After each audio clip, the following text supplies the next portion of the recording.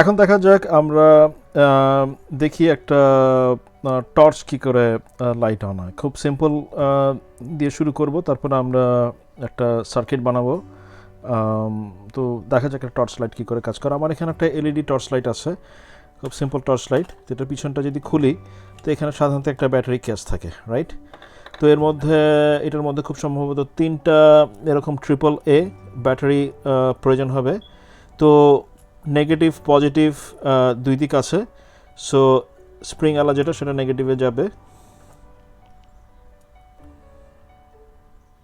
ভুলে গেলাম মনে এখানে।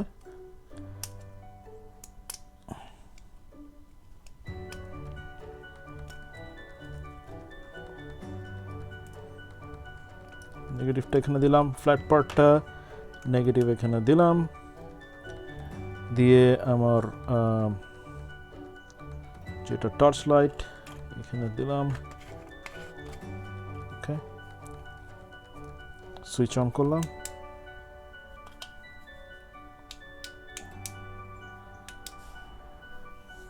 তো এখন দেখি এই যে লাইটটা যে অন হলো, এখানে কত ভোল্টেজ এটা নিচ্ছে, তো সেটা মেজার করে নিয়ে আমি ডিজিটাল মাল্টিমিটার দিয়ে মেজার করে নিব। আমার ডিজিটাল মাল্টিমিটার এখানে আছে, এটা দিয়ে আমি এখন মেজার করি। আমি পিছনের এটাকে খুলে ফেললাম। এই যে আমার ব্যাটারি প্যাক এখানে 3টায় আছে। তো একদিকে নেগেটিভে ধরলাম আর এদিকে পজিটিভে ধরলাম। তো এখানে আমার ভোল্টেজ কত দেখাচ্ছে? -4.59, তার মানে আমি উল্টা ধরেছি। এখানে ধরে নিই 4.60 ভোল্টেজ আছে এখানে। তো 4.6 ভোল্টেজ দিয়ে আমার এই লাইটটা এখানে জ্বলছে। তো এটা আমি দেখে নিলাম এখানে। তো এখন নেক্সট স্টেপে আমরা যাই। তো 4.6 ভোল্টেজ দিয়ে এই লাইটটা জ্বললো। ওকে, তো এখন একটা করবো, যেটা আমরা একটা এলইডিকে টার্ন অন করব। সো এলইডি টিপিক্যালি 1.7 ভোল্টেজে টার্ন অন হয়, আর কারেন্ট ফ্লো লাগে। তো ডিটেলসে পরে যাব সার্কিটের ব্যাপারে। তো ফার্স্টে এখানে আমার যে এলইডি আছে সেই এলইডি আমি একটা টার্ন অন করি। ওকে, রেড এলইডিটা নিলাম এখানে। সো এলইডির 2 রকমের পোলারিটি আছে। সো বেসিক্যালি পজিটিভ পার্ট আর নেগেটিভ পার্ট। তো সহজ উপায় বোঝার হলো যে এলইডির যে টল যে পিনটা থাকে সেটা হলো পজিটিভ, আর যেটা শর্ট থাকে সেটা নেগেটিভ। তো আমি এখানে নেগেটিভে ধরলাম, টার্ন অন হচ্ছে, আর পজিটিভে এটা ধরলাম, টার্ন অন হচ্ছে।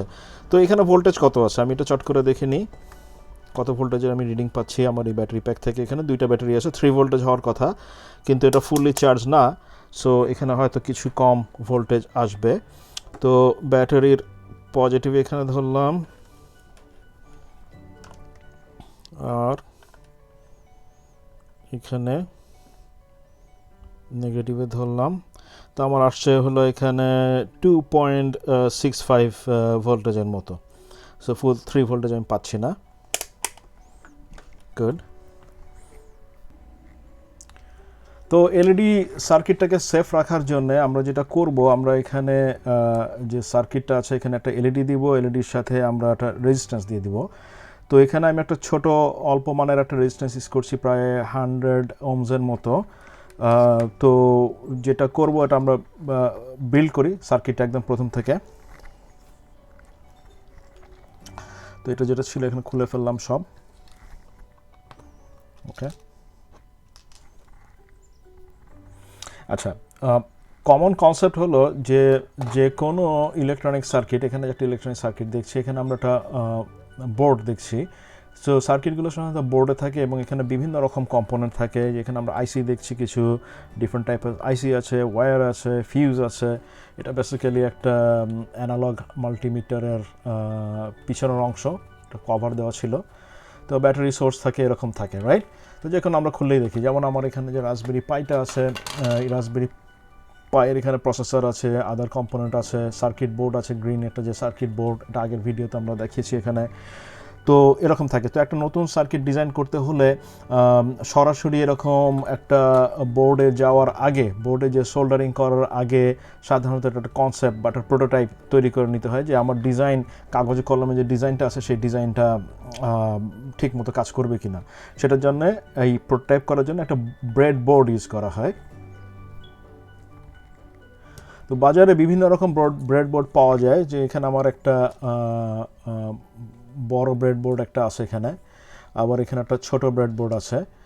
তো আমাদের সুবিধা অনুযায়ী বিভিন্ন ডাইমেনশনের আমরা ব্রেড বোর্ড ইউজ করতে পারি, আর সার্কিটের সাইজ অনুযায়ী সেরকম ছোট বড় ডিফারেন্ট ইউজ করা যায়। তো এই বোর্ডটা দেখাই, এই বোর্ডটা মোটামুটি একটা সিম্পল ব্রেড বোর্ড। তো এইখানে ডিমার্কেশনও করা আছে প্লাস মাইনাস। তো এই সাইডে যেটা, এগুলো হলো সাইডে এগুলো কানেক্টেড। তো এখানে যে কোনো একটা দিয়ে এখান থেকে আমরা ট্যাপ করতে পারবো, ওকে। আর এই সাইডে যেগুলো আছে এগুলো হলো এই লাইন বরাবর সব হলো কানেক্টেড, এই লাইন বরাবরগুলো কানেক্টেড, এই লাইন বরাবর কানেক্টেড, কিন্তু পাশাপাশি দুইটা পয়েন্ট, এই দুইটা কানেক্টেড না, নন কানেক্টেড। তাহলে আমরা যদি পজিটিভ আর নেগেটিভ আমরা যদি কখনো করি, বা আমাদের যদি একটার সাথে আরেকটা কানেকশন করতে হয় সার্কিটের, তখন আমরা পাশাপাশি দুইটা ইউজ করব, কিন্তু একই লাইনে ইউজ করব না। তার মানে আমরা যখন আমাদের এলইডিটাকে আমরা এখানে বসাবো, আমরা এটাকে এইভাবে বসাবো না, রাইট? এভাবে বসাবো না, আমরা বসাবো হলো পাশাপাশি এইভাবে, ওকে। এভাবে আমরা বসাবো, এভাবে আমরা কানেক্টর দেবো, ঠিক আছে। তো আমার গেল এলইডি। তো এখানে আমার কয়েক কালারের এলইডি আছে, রাইট? ওকে, আমার একটা রেজিস্ট্যান্স আছে, আমি যেটা বলেছিলাম যে রেজিস্ট্যান্স আমি একটা ইউজ করবো এখানে 100 ohms আমার একটা রেজিস্ট্যান্স। তো রেজিস্ট্যান্সের কালার কোড থাকে, তো সেই কালার কোড দেখে রেজিস্ট্যান্স মাপ করা যায়, অথবা মাল্টিমিটার দিয়ে আমরা মাপতে পারি। তো আমার যে রেজিস্ট্যান্সটা ছিল এটা 100 ohms হওয়ার কথা। তো সেটা মাপার জন্য আমি যেটা করব, আমার যে এখানে যে বেসিক্যালি রেজিস্ট্যান্স মাপার যে এটা আছে, মাল্টিমিটার, আমি রেজিস্ট্যান্স পোর্শনে যাব। তো যেহেতু আমি 100 বলছি, সো আমি এখানে কম স্কেলে ইউজ করে দেখি যাতে প্রিসাইজ একটা মেজারমেন্ট পাই। আমি এক সাইডে পজিটিভ দিলাম আর এক সাইডে নেগেটিভ দিলাম। pretty much 100.2 ohms এটা আমার এখানে দেখাচ্ছে।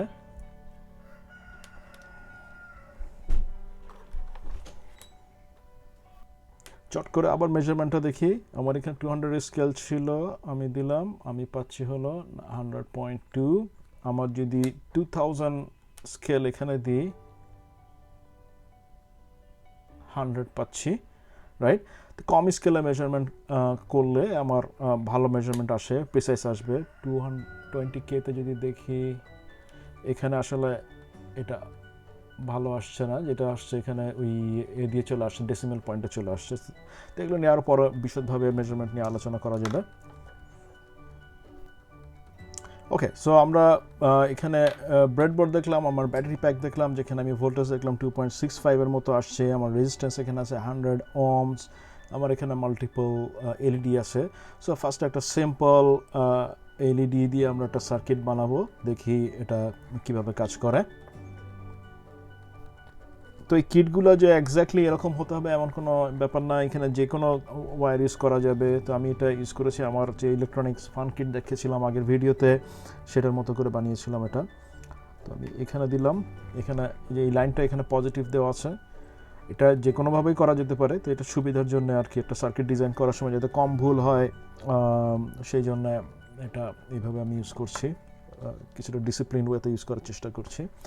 আর এখন আমি যেটা করব, আমার যে নেগেটিভ পোর্শন ছিল এটার সাথে একটা রেজিস্ট্যান্স দিয়ে দিলাম, রাইট? এটার সাথে একটা রেজিস্ট্যান্স দিয়ে দিলাম, রাইট?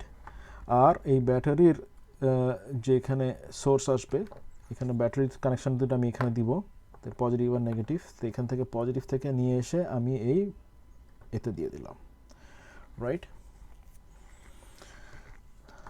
এটা হলো এখানে আমার ব্যাটারি আছে এখানে, রাইট? তো আমি এখানে পজিটিভটা দিলাম ব্যাটারির, সোর্সের নেগেটিভটা দিলাম, আমার 2.6, আমার লাইট জ্বললো, রাইট? লাইট এখানে জ্বলছে, ওকে, সো এখানে আমি আরেকটা যেটা করতে পারি, আমি এখানে প্যারালাল আরেকটা এলইডি দিতে পারি, দেখি কি অবস্থা। গ্রিন লাইটটা খুব বেশি জোরে পাচ্ছে না, রাইট? বা এটাকে একটা এদিকে সরিয়ে দিই।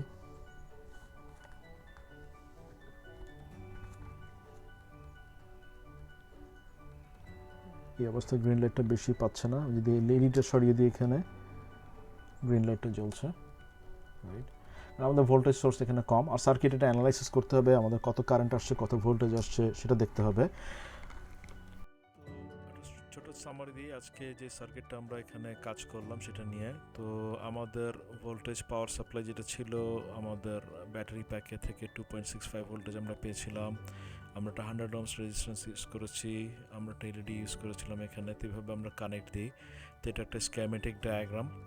তো এখানে যদি ওহমস ল অ্যাপ্লাই করি তাহলে কারেন্ট আসবে বেসিক্যালি 26.5 মিলি অ্যাম্পিয়ারের মতো, বেসিক্যালি 2.65 ডিভাইডেড বাই 100। তো যাই হোক, এটাই একটা শর্ট ইন্ট্রোডাকশন ছিল আমাদের ইলেকট্রনিক সার্কিট নিয়ে। তো আশা করি এটা আপনাদের কাজে লাগবে।